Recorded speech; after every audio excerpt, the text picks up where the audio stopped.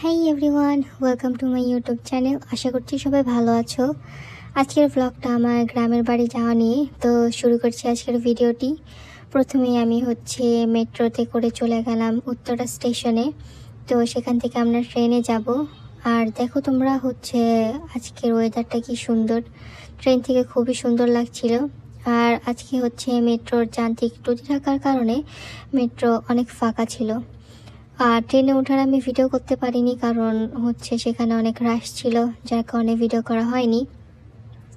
তাই আমি যমুনা সেতুতে যে এই সুন্দর ভিডিওটি করলাম।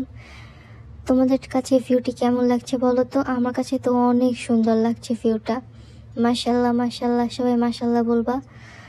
আর আমি কখনো এই টাইপের ভিউ দেখি নাই, যার কারণে আমার আরও অনেক বেশি ভালো লাগছিল। তো সুন্দর ওয়েদার দেখতে দেখতে আমি চলে গেলাম আমার গ্রামের বাড়িতে। আর সেখানেও আমি ট্রেন থেকে নামার কোনো ভিডিও করতে পারিনি, কারণ আমার তখন এনার্জি ছিল না। পরের দিন সকালবেলা ঘুম থেকে উঠে দেখি আমার বড় খালামণি এখানে নারকেল কুড়োচ্ছে, পিঠা বানাবে তাই।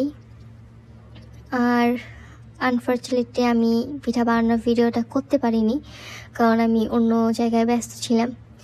তারপর এখানে দেখলাম মাটির চুলোতে আমার ছোটো খালামণি রুটি বানাচ্ছে। আর সেটাও আমি খুব ভালো মতোই উপভোগ করছিলাম, কারণ মাটির চুলায় রান্না খুবই মজা হয়। আর এটার ফিলিংস অন্যরকম। তোমরা যারা শহরে থাকো তারা নিশ্চয়ই বুঝবা যে গ্রামের বাড়িতে গেলে আসলে কত মজা হয়।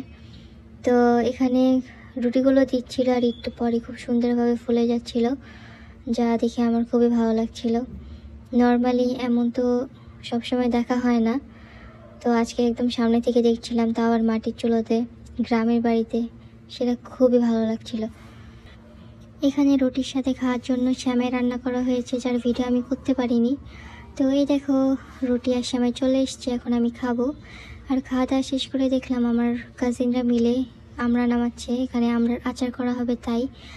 আর আমিও সেটার ভিডিও করে নিচ্ছিলাম। এই গাছের আমড়াগুলো আসলে অনেক মজা হয়। তো আমড়াগুলো নামাচ্ছিল, আর তোমরা একটু পরেই দেখতে পাবে আমড়াগুলো কত বড়। আর দেখো আমড়াগুলো কত বড় বড়। আমড়াগুলো যেমন বড়, খেতেও তেমন মজা। এরপর আমি ভিতরে চলে আসলাম, আর আমাকে শসা খেতে খেতে দেওয়া হলো।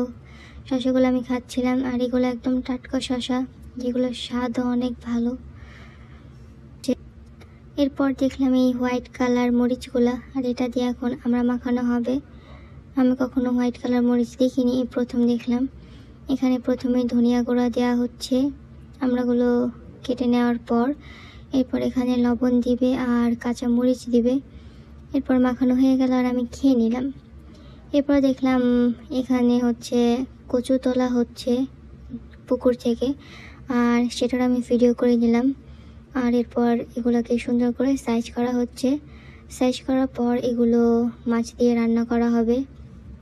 আর এটা সুন্দর করে ধুয়ে নিচ্ছে, কারণ এটা যেহেতু পুকুরে ছিল সেহেতু অনেক কাদা টাদা লেগেছিল। আর এখানে আমার খালামণি সুন্দর করে এগুলোকে কেটে নিবে। কাটার পর এগুলো ইলিশ মাছ দিয়ে রান্না করা হবে। আর ইলিশ মাছ দিয়ে খেতে এগুলো খুবই মজা। তোমরা যারা খেয়েছো তারা নিশ্চয়ই জানবে এগুলো ইলিশ মাছ দিয়ে রান্না করলে কতটা ভালো লাগে।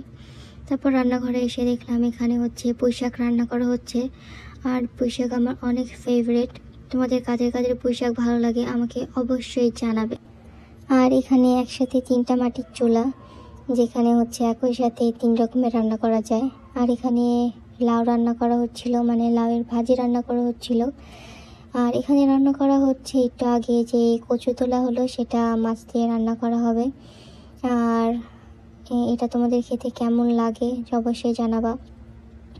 এরপর আমি আমার খালামণির হাঁস রান্না করার ভিডিও করছিলাম। আর এটা তাদের বাড়িতে পালা হাঁস। তো প্রথমে এখানে পেঁয়াজ দেওয়া হয়েছে, এরপর সব ধরনের মশলা যেমন দারচিনি, তেজপাতা এগুলো দেওয়া হয়েছে। তারপর তেল দিয়ে সুন্দর করে নাড়াচাড়া করা হচ্ছে। এটা যত ভালো করে নাড়াচাড়া করে কষাবা ততই ভালো খেতে হবে। আর এখানে অনেক ধরনের মশলা দেওয়া হচ্ছিল, যার সবগুলোর নাম আমি আসলেই জানি না। তো মাংসতে যে ধরনের মশলাগুলো দেয় তোমরা অবশ্যই জানবা, এখানে সেগুলোই দেওয়া হচ্ছিল। সব কিছু দিয়ে সুন্দর করে নাড়তে হবে আর কষাতে হবে। আসলে মশলাটা যত কষাবা খেতেও তত মজা হবে মাংস। তো এরপর এখানে লবণ দেওয়া হলো আর ধাপে ধাপে তেল দেওয়া হচ্ছে। এই রান্নাটাতে অনেক তেল লাগে আমি যা দেখলাম। তো তেল দেওয়ার পর এখানে আরও কি যেন একটা মশলা দিচ্ছে, আর পাশে এখানে আদা রসুন বাটা আছে। আর এখানে হচ্ছে গ্রামের মানুষরা মরিচ বাটা ব্যবহার করে, আর মরিচ বাটা দিলে তরকারির স্বাদও অনেকটা বেড়ে যায়। এখানে মরিচ বাটা দেওয়া হলো, তারপর খুব ভালো মতো নাড়াচাড়া করতে হবে আর এটাকে সুন্দর মতো কষিয়ে নিতে হবে। আর আমি জীবনে প্রথম কোনো ভিডিওতে ভয়েস দিচ্ছি, তাই খারাপ হবে এটা অবশ্যই তোমরা সবাই ক্ষমা দৃষ্টিতে দেখবে। পরবর্তীতে আমি নিশ্চয়ই খুব ভালো করার চেষ্টা করব। তো এখানে হলুদ দেওয়া হলো, এরপর আবার তেল দেওয়া হয়েছে, আর এরপর দেওয়া হচ্ছে পানি।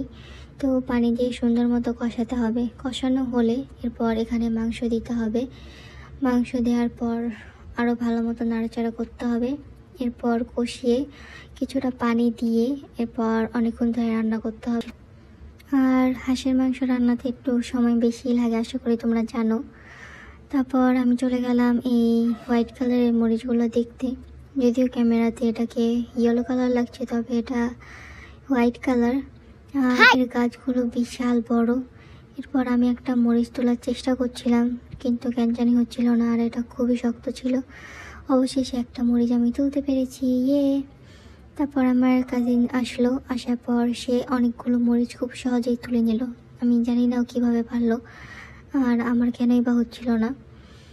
তো এখানে আমি মরিচ গাছের ভিডিও করছিলাম, আর দেখো তোমরা কতগুলো মরিচ আমরা তুলেছি, আর মরিচগুলো কতটাই সুন্দর ছিল।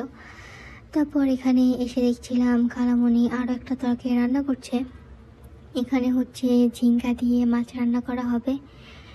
আর আজকে অনেকগুলো তরকারি রান্না করা হয়েছে, তোমরা নিশ্চয়ই দেখতেই পেয়েছ। তো এখানে দুপুরে খাবার চলে এসছে, দুপুরে সব রকমের খাবার ছিল। তো আজকের ভিডিও এতটুকুই। পরবর্তীতে আমি নেক্সট ভিডিও শেয়ার